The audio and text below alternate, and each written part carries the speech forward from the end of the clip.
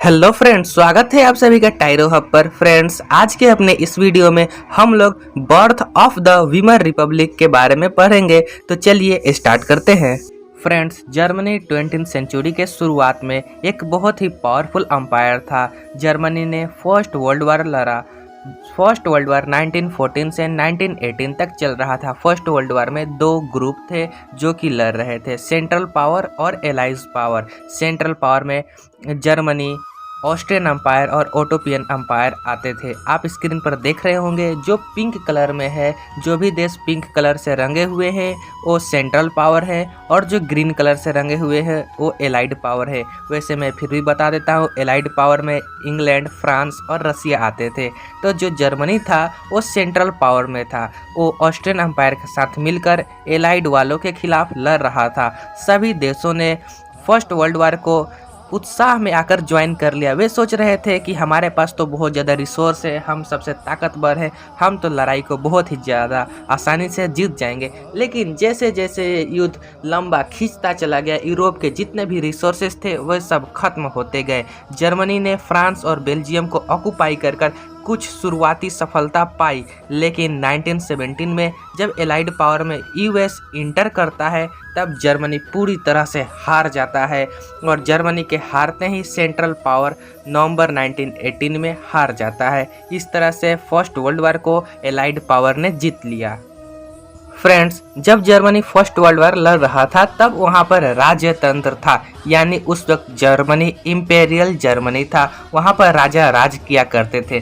तो जैसे ही Germany first world war हार जाता है तो राजा सत्ता छोड़ देते हैं। अपने आप को महान दिखाने के लिए राजा सत्ता छोड़ देते हैं। जब राजा सत्ता छोड़ देते हैं तो पार्लियामेंट्री जितने भी पार्टीज हैं उन सबको एक अपॉर्चुनिटी मिल जाता है कि जर्मनी के पॉलिटिक्स को फिर से बनाया जाए।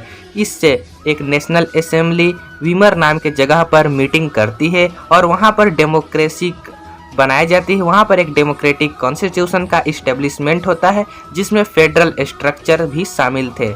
अब इससे क्या हुआ, वीमर कॉन्स्टिट्यूशंस बना, वीमर रिपब्लिक यहीं से होती है। नेशनल असेंबली जब वीमर नाम के जगह पर मिलती है तब वीमर रिपब्लिक बनता है। अब जितने भी रिप्रेजेंटेटिव्स होंगे वे सब जर्मन पार्लियामेंट में इलेक्ट किया जाएंगे। जर्मन पार्लियामेंट को रिक्सटैग के नाम से जाना जाता है। ये जो रिप्रेजेंटेटिव्स होंगे इनको इलेक्ट कौन करेगा? इनको वहाँ के सिटीजन्स इलेक्ट करेंगे। सिटीजन्स में वहाँ पर भी यूनिवर्सल वोटिंग राइट्स आ गया। वहाँ पर जितने भी एडल्ट्स थे इंक्लूडिंग मैन एंड वोमेन, सबको इक्वल बेसिस पर वोटिंग राइट्स का अधिकार मिल गया। अब जर्मनी के लोग अपने रिप्रेजेंटेटिव्स को चुन सकते हैं। लेकिन भाइयों, इस वीमर रिपब्लिक को जर्मनी के अपने ही लोग एक्सेप्ट नहीं किया करते थे।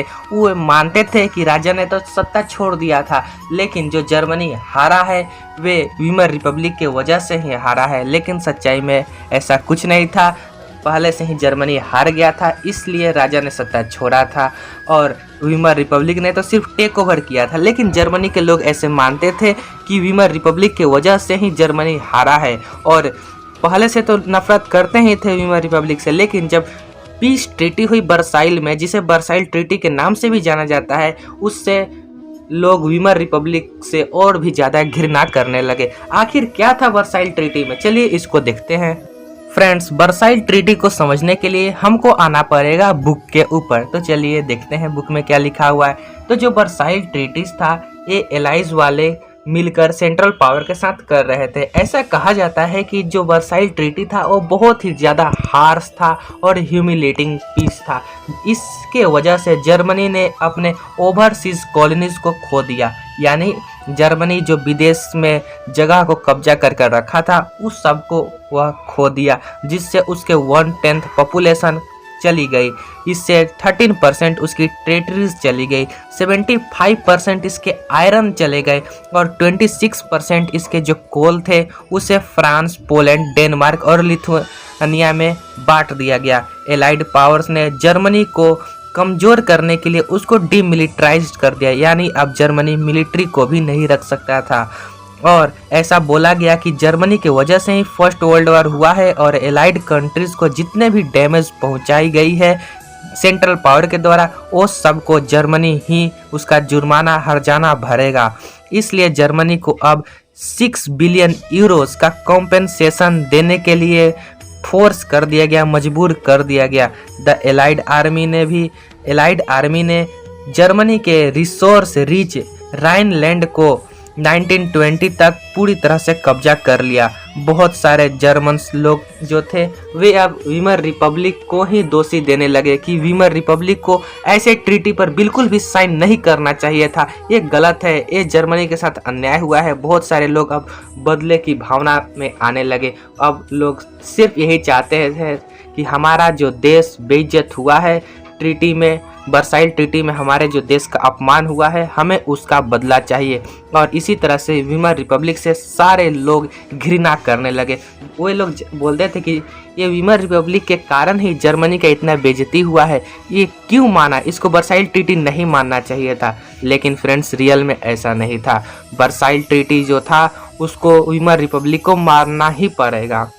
यदि वो नहीं मानता तो अभी भी एलाइड पावर्स के पास इतनी ताकत थी कि वे जर्मनी को जब चाहते तब बर्बाद कर सकते थे। इसलिए वीमर रिपब्लिक ने उनकी बातों को मान लिया। तो फ्रेंड्स, इस वीडियो के लिए बस इतना है। फ्रेंड्स, मिलते हैं नेक्स्ट वीडियो में नेक्स्ट टॉपिक के साथ। तब तक के लिए आप हमारे चैनल को सब्सक्राइब करें, वीडियो अच्छी लगी हो तो लाइक करें और दोस्तों के साथ भी शेयर करें और कमेंट भी करें। Tata bye.